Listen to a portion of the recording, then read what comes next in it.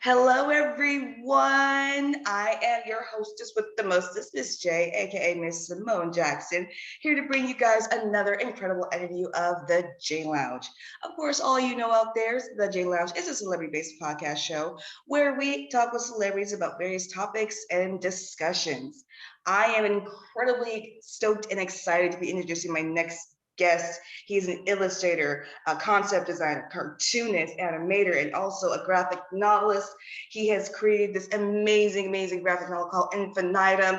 He is represented from Mississippi with this incredible, amazing book, but he is just the one to watch, the one to know. Please, everyone, give a super warm welcome to Mr. Tim Fielder. Hi, Tim.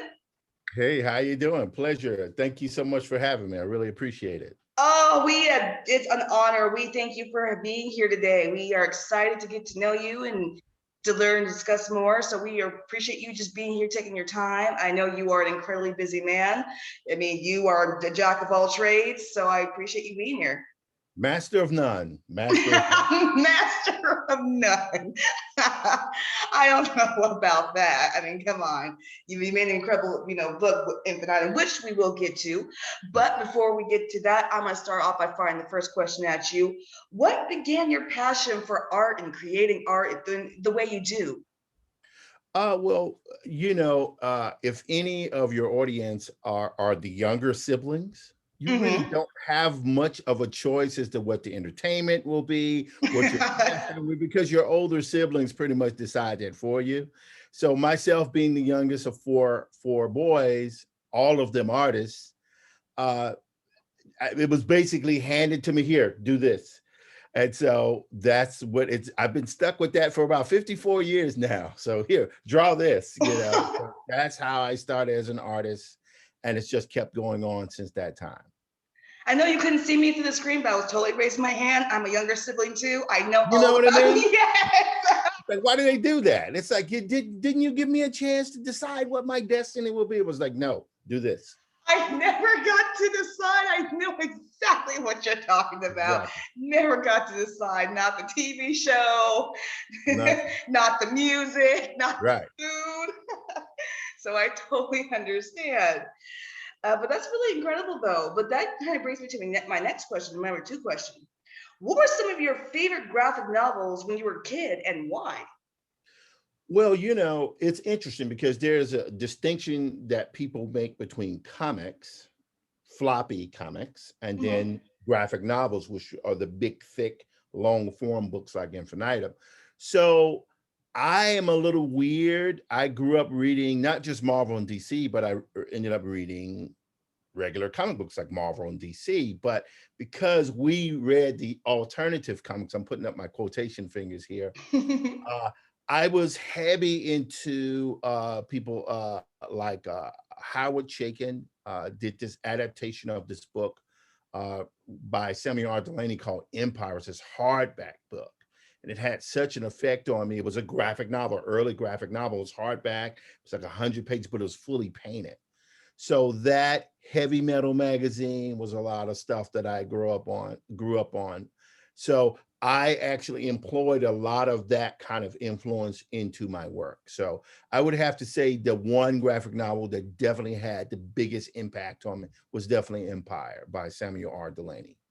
Ooh, I will have to check that out because I have to say I've been more of a comic book fan than I have a graphic, novelist, and I definitely I've always been intrigued by, what what the graphic novels are and stuff like that because I've always been more comic book, oriented. Right. But like you said, the graphic novels are more thick back and they have more, I They're want to long say, form. Right. yeah, and more detail, more of a storytelling. It just, Mhm. so that is really, incredible. But going on to the number three question, you create your own multimedia company. Like I said, jack of all trades here. Can you tell Yeah. the J-Lives audience about your company and how did you start it? It's probably no different than your background. You have your own desires to do what you want to do.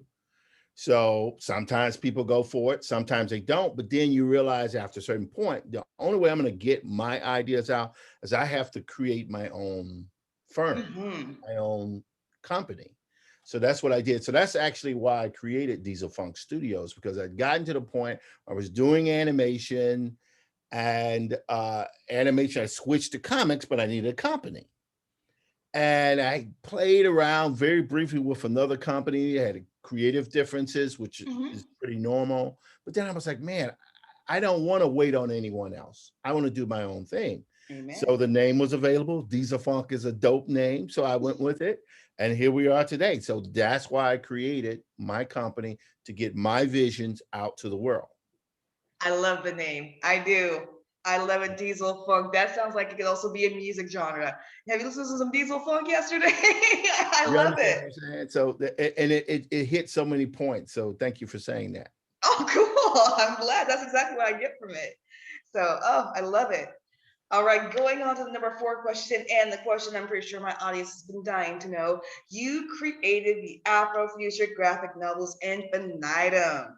Can you tell the J Lounge audience what inspired you to make this graphic novel and what the novel is about?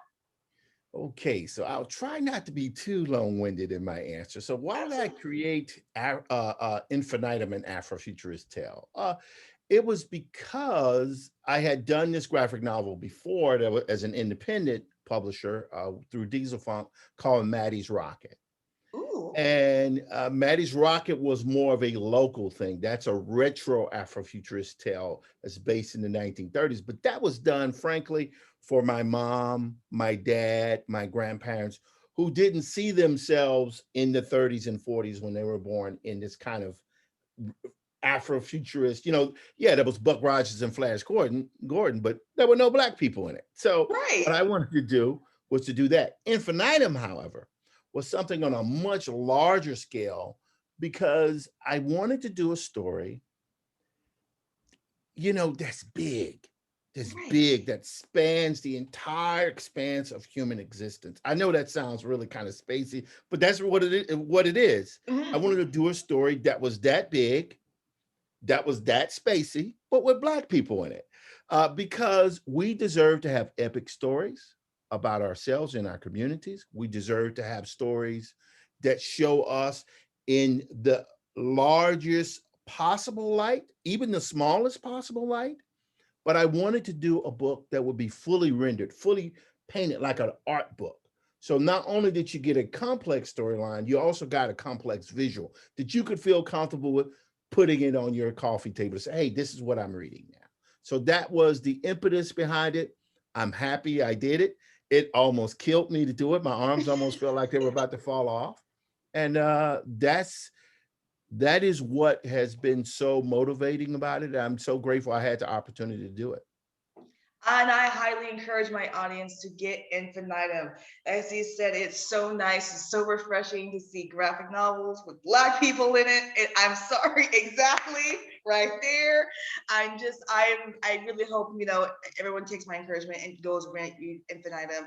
It's just something you'll definitely love. And like I said, it's time we get characters we connect with.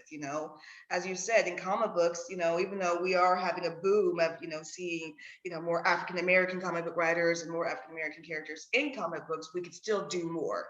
We can still dive deeper into a more complex story, Absolutely. and we could still do show every facet and every layer of human that we are. So I'm super happy that that's why you created Infinitum, and I'm so glad that it's becoming a huge success for you. I really hope that maybe one day it'll become maybe like a series. We'll see it on the silver We're screen. working on that. We're working That'd on be that. great. We're working on Yes. that. Prayers and hopes, because that would be a game changer. That you really think you're busy now. Watch that happen and you won't be able to sleep again. We have to compare notes. Right now, I'm already tired. So if I'm hearing I'm gonna get even less sleep, it's like, sleep, that's for wimps. So no worries. Exactly. That's exactly how I feel. Right. Sleep some more wimps. I'll sleep when I'm dead. I got time. I Right. Right. got time. All right. So going on to number 5 question, Mr. Tim, I want to make sure my audience follows you and your work. Where are you on social media, if you are on social media? Yes, I am on social media. I keep it really simple. My author's web address is timfielder.com, like outfielder, right fielder, just drop the out and the right. You can find my company at dieselfunk.com.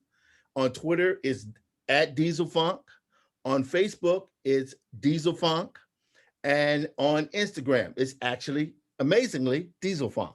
So everything is I'm they keep seeing it a really pattern simple. here. Dieselfunk.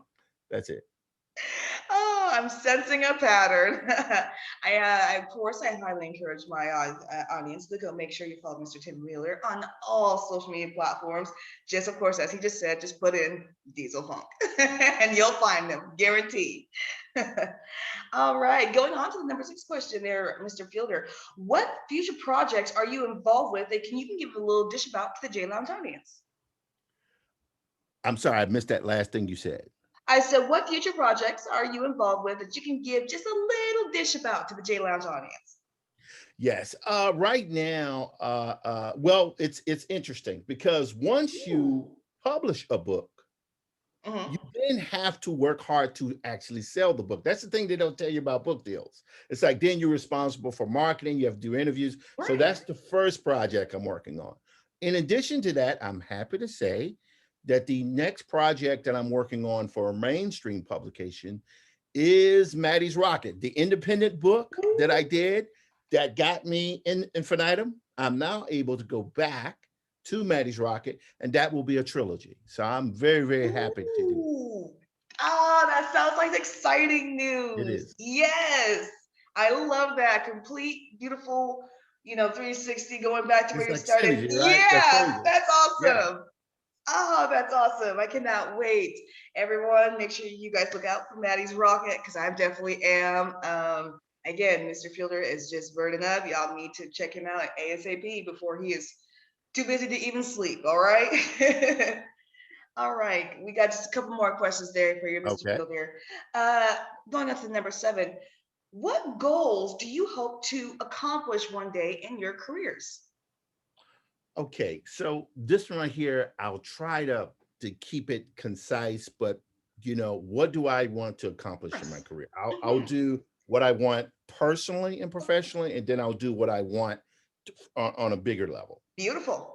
So what I would like to do personally, um, this is gonna sound really weird. Have you ever seen Willy Wonka and the Chocolate Factory? Of course, one of my Yeah. favorites. So you remember the grandfather who was bedridden and he Hmm. got the golden ticket? Hmm. He got up, because he Yep. was excited. So that's why I am personally. So my dreams, this is gonna sound really weird. My dreams are actually being fulfilled right now as we actually speak. I Oh, am experiencing almost an out of body experience, seeing my work being accepted. The reviews have been overwhelmingly positive to such a point you're like, is this some kind of trick? Is someone right? something Am I you getting maybe punked? it's like some sinister plot. Right, right. So I am absolutely living my dream now. I'm able to work on my books and I'm experiencing what I call a loop, where when you do one project, and this is one of the things I've said before in my interviews, when you finish projects, the physical project, and then you deliver it to the audience, what happens is that generates energy. And Hmm. that energy then has what's called it has an effect where it generates a solution. And that solution then comes into another project. So because I finished Infinitum, Hmm. well, because I finished Maddie's Rocket years ago, it actually gave me the opportunity to do Infinitum. And then that project is now giving me the opportunity to do Maddie's Rocket. So I've seen a pattern here that what Yeah. it's simply about creating the works that I want, but making sure that I do the labor. And that's the part that scares most people. Go through the labor, whether it's hard or easy, to finish that project and to get that done for myself personally and professionally. So that's on that level. On a larger level, what I would hope, and I'm hoping that the viewers and the audience really take this in. Mm. Afrofuturism is a thing. That's a Yes, sir. THNG. It's real. And what I would like for them to do is Mhm. to be able to understand that even from what I thought it was, which for me it was like, oh, it's Black science fiction as it relates to what I do, comics. But I'm starting to see Afrofuturism as a much larger thing. And it's a thing that allows people of color, not just in the United States, but through the entire African diaspora in the continent. It allows us to see ourselves in a much larger prism, if you will. It Mhm. allows us to be able to change our world in the way that we see fit. And I'm hoping that Infinitum, on a larger scale, contributes to that conversation. Oh, I have no doubt that I will. No doubt that I will. And I agree with you. It is so it's refreshing that people are seeing the real, more complex meaning of Afrofuturism. Like you just said, it's not just Afro science, just you know, mimicking our how we see the world. It's becoming much more deeper. It's we are creating our own little world that people are like kind of opening their eyes to, and they're just like, oh wow, this is something Exactly. new. This is something like I didn't. But we're like, well, it's been here. We've seen it all along. And so this is kind of Exactly. our way of showing people. This is sometimes our way of life and how we see it, because now they can read it and actually understand, like, oh God, this is what they're going through. This is what they meant. Or so I totally agree, and I hope the book. I have no doubt the book will be one of the catalysts and just really shoots that conversation more. And like I said, I see silver screen deals. I see series. It'd be so cool if you What turn it what into an animation series. what is the phrase from? Was it from your lips to God's ears? Is that what the phrase is? I'll take. I like the way you said that. That's great. Thank you so much for that. That would be great. I think not only do we need more graphic novels, with Afrofuturism, we need more anime series as well. Really hit Movies, hard and everything. hit that Yep. punch. Because despite what people think, black people like anime too. We do. Just We saying. love it. We love it. Thank you. We do. Please don't act like we know, because we do. We know all about it. It's like I was a school teacher, and there are actual sections of high schools where they, instead of, used to be, oh, they're nerds, those kids, they just call them anime kids now. It's incredible. I love it. Yeah. I love it. Yeah. I'm so glad to love. I do. I'm loving the scene that more, Black people are becoming more comfortable with that anime and embracing their alternative side and being like, hey, I can do this too because we can. It's awesome. So, like I said, I see big things for Infinitum. Thank you. This is just the beginning. This is not even the tip of the iceberg. This is literally the beginning. Thank you. No problem. Going on to the number 8 question, kind of similar, a little bit similar to number 7, but just a little bit different. What has been some of your biggest achievements in your career so far? So far, that's the key word. Right. Two things. One, with the just, I've been around for a long, long time. And I've always done, since I was like 12 or 13, some form of Afrofuturism, which has been both a good and a bad thing, because meaning I was doing it when it wasn't sexy like it is now. And thank God it's sexy now. Love it. So with regards to my achievements, this is going to sound really strange. Some people are like, wow, he's an overnight success. This has been like the longest overnight in the history of mankind. It's been 35 years of continual pushing and refinement and following through and making mistakes. I hope your audience can understand that not all people, because I'm 54 years old, so I don't want anyone to think I'm like some young hot guy who, oh, he's coming out and boom, it just happened. Nope, it was all continual effort. I am the poster child for, if you stick with something long enough, it eventually happens. That's what I consider myself. So yes, I like to give advice to young folks, but I also like to give advice to not so young folks. And so that is what I'm feeling like.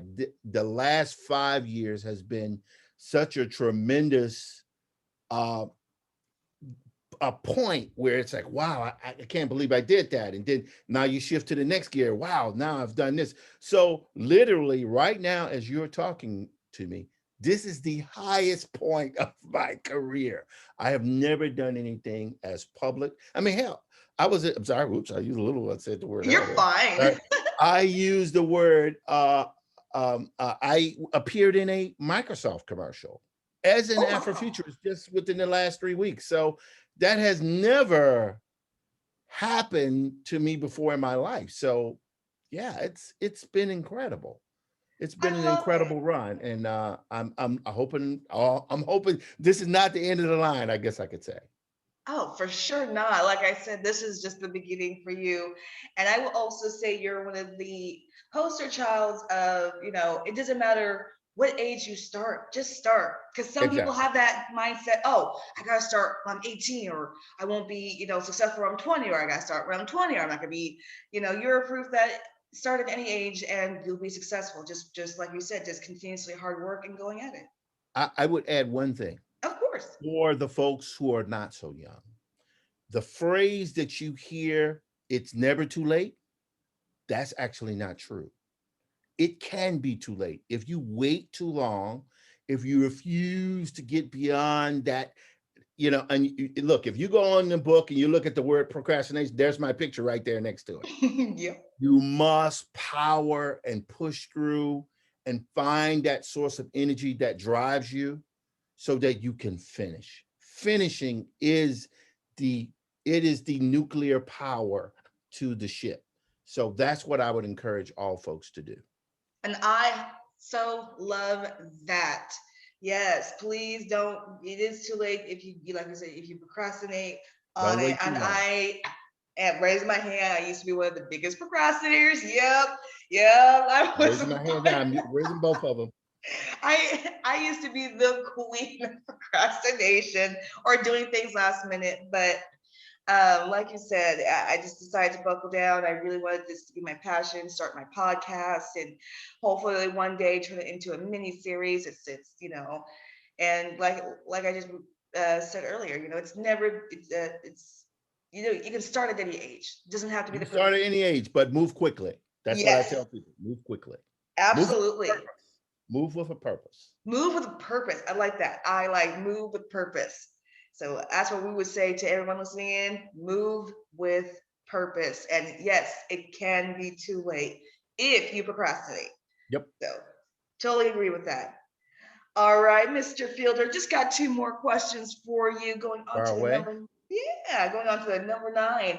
What are some of your other passions outside being a graphic artist, animator, novelist? What else do you like to do? Wow. So right now, believe it or not, I've been getting into collecting graphic novels. I know that sounds really redundant, but I used to have a lot of books in the past. Why, as I'm sitting here talking to you, there's an entire wall of books. I noticed that. I'm And loving it. everybody has their vice.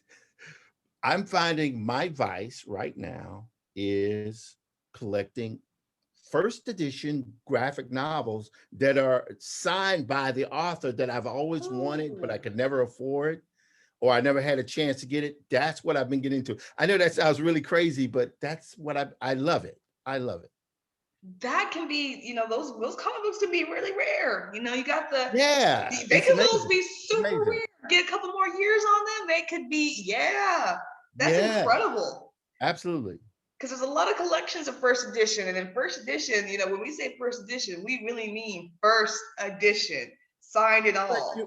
right. It's like you're collecting part of history. I mean, it's still a book, you can read it, but I just love that it makes me feel like I'm part of something that has history to it and bigger because it's now my books are alongside those books. So it's pretty incredible. Yeah. Oh my goodness. And can you imagine one day someone's gonna want to collect a first edition of Infinitum Hey, signed by hey, I'm all you? for it. I'm here for that. He said, I'm here for it. Oh, that's gonna happen one day, and I swear you're not gonna know how to react. Like, whoa, someone wants to my collection.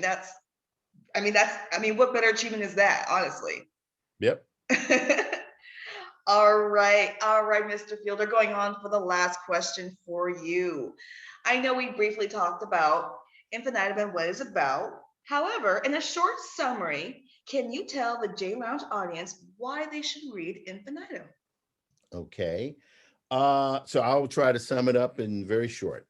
Infinitum is about an African warlord in ancient Africa who is cursed with the gift of immortality and is thus forced to live through all of the scenarios that exist within the Afrofuturist context, past, present, and future.